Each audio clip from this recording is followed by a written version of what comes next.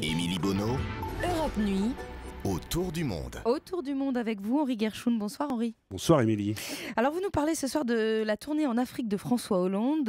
En ce moment même d'ailleurs dans l'avion pour le Bénin. Le chef de l'État est accompagné d'une cinquantaine de chefs d'entreprise, de plusieurs personnalités. Le photographe Yann Arthus Bertrand, l'international de foot Blaise Matuidi. Et ce qui est frappant, Henri, c'est que ce déplacement a été maintenu malgré les soubresauts de la crise grecque. Oui, malgré tout, pas question de l'annuler, ni même de reporter ce périple auquel seul le ministre des Finances, Michel Sapin, a dû renoncer au tout dernier moment.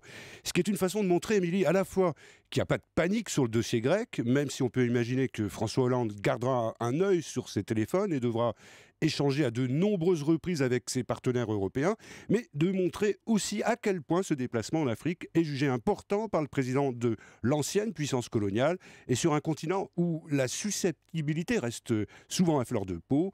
C'est assez adroit et on peut supposer que ses interlocuteurs y seront sensibles. Alors justement, pourquoi ce voyage est jugé si important à l'Élysée ? Eh bien, parce que l'Afrique n'était peut-être pas le domaine de prédilection de François Hollande avant son élection, mais entre-temps, Émilie, elle l'est devenue à la fois sur le plan économique et sur le plan stratégique. En matière économique, c'est une évidence, l'Afrique est aujourd'hui la coqueluche des experts qui ne cessent de vanter son dynamisme, ses capacités, son potentiel de croissance. Or, la France a tout intérêt à rester en ligne avec elle, à l'aider, à l'accompagner dans son développement, bref, à tout faire pour ne pas se laisser distancer par des concurrents de plus en plus actifs, et on pense en premier lieu à la Chine. Ça, c'est pour l'économie. Sur le plan stratégique, sur le plan diplomatique, eh bien, l'Afrique est là aussi redevenue incontournable. On l'a vu avec la guerre au Mali contre le terrorisme, une intervention qui est d'ailleurs toujours d'une certaine façon le principal achèvement de la présidence Hollande en matière de politique étrangère. Et ce chapitre antiterroriste poursuit avec la lutte contre Boko Haram au Nigeria, au Tchad et bien sûr au Cameroun, l'une des 3 étapes de ce voyage. Pour résumer, on peut dire que cette tournée s'articule autour de 3 axes: le développement économique, la stratégie, les interventions militaires et enfin la démocratisation, d'où cette première étape au Bénin où les choses se passent plutôt mieux qu'ailleurs, avec un président qui vient d'accepter de se soumettre aux règles en ne se portant pas candidat pour un 3e mandat consécutif, avec une opposition qui vient de remporter les dernières élections législatives sans que cela ne dégénère en violence ou en drame, et puis un nouveau Premier ministre, le franco-béninois Lionel Zinsou, qui est non seulement reconnu pour ses compétences, mais qui est aussi un proche de Laurent Fabius et du Parti socialiste. On a donc l'espoir à Paris que le Bénin devienne à la fois un modèle de réussite et de démocratie. Modèle de démocratie au Bénin, oui, mais on ne peut pas dire qu'en Angola et au Cameroun, les 2 autres étapes de cette tournée pour François Hollande,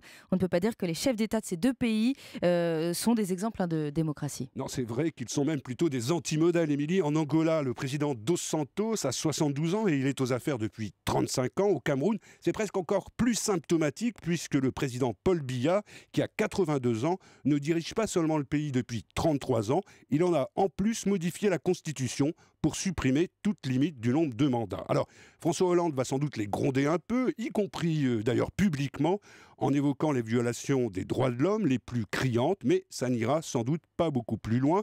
L'Angola est le 2e producteur de pétrole d'Afrique. Le Cameroun, comme le Tchad, est un pays essentiel dans la lutte contre le terrorisme. Alors il y a les grands principes, mais il y a aussi le principe de réalité. Finalement, est-ce qu'on peut dire aujourd'hui que la France-Afrique, c'est vraiment terminé ?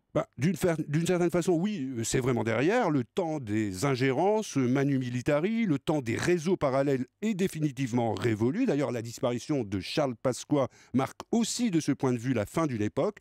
Il n'empêche que le lien entre la France et l'Afrique restera toujours assez particulier, ce qui veut dire qu'il sera sans doute de moins en moins sulfureux, mais qu'il ne sera jamais non plus tout à fait normal. Autour du monde avec Henri Gershon. Merci Henri.